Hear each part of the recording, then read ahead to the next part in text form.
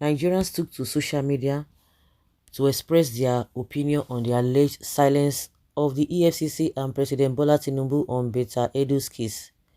While some noted that it was a close case, others frowned at the development, maintaining only poor men get jungle justice in Nigeria. Nigerians want to know whether President Tinubu will sack or keep the minister who played a key role in his emergence as Nigeria's 16th president in 2023. I saw somewhere somebody was asking which role did she play. That means he didn't follow their campaign. If you had followed their campaign, you would have known that she played a major role. At least her presence, I don't know whether she spent money, but she was all over their campaign. She was all over Tinubu during that campaign period. Anywhere you saw Tinubu, she was always there, opening her mouth, opening her teeth. She was always smiling. Her mouth never closed. She just be smiling.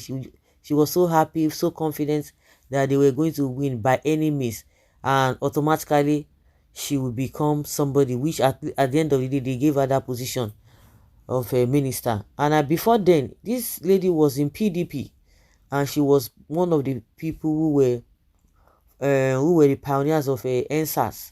She was so loud then. All of a sudden, I don't know what happened. She just made a U-turn, 360-degree U-turn, and they said, oh, she didn't know she was this. Before you could say Jack Robinson, somebody was coming from PDP, a young girl like that. Before you could say Jack Robinson, they made her national women chairman, whatever they call them, women leader, national women leader of APC. So she knew that something was waiting for her.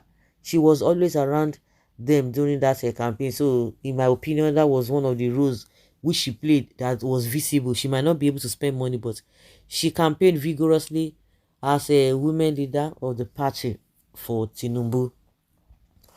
Meanwhile, on Monday, March 11, Nigeria slammed the Economic and Financial Crimes Commission, EFCC, and the presidency over their long silence regarding the alleged fraud case against the suspended Minister of Humanitarian Affairs and Poverty Alleviation, Beta Edu.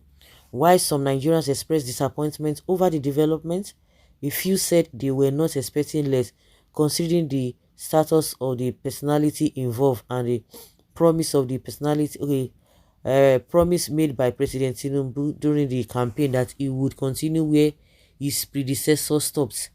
Recall that in January 2024, the EFCC quizzed Edu.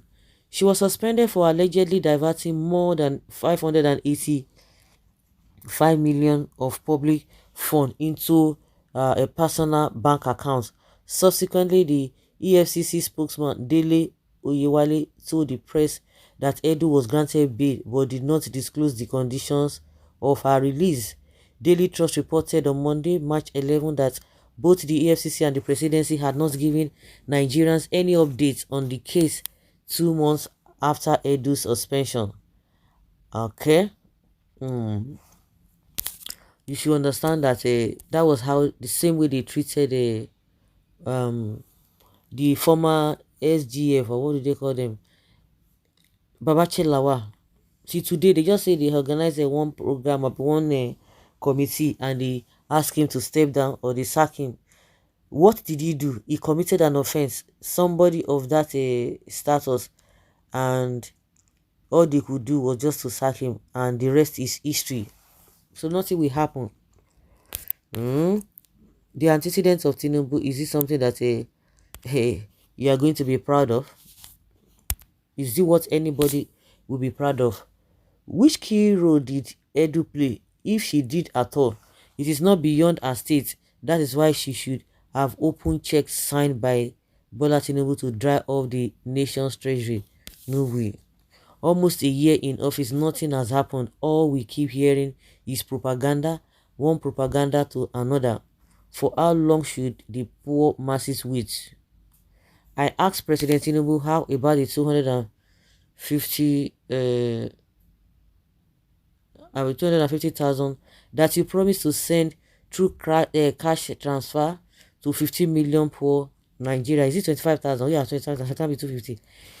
That he promised to send to 50 million poor Nigerians. expectations. He that must go to equity must go with clean hands. Tinubu, believe Tinubu at your own peril. Believe him at your own peril. You are asking of a 25,000.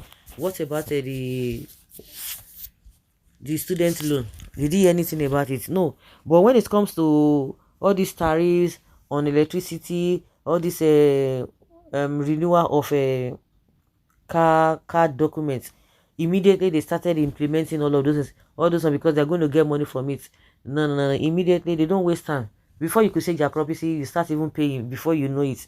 So, is this the kind of person? As if people who are asking questions, who I don't understand. Like people always say that most Nigerians, they have a short memory. How did this man govern Lagos? If you want to be truthful to yourself, what did you gain? Nothing. They will tell you they made money. Where did those money go to?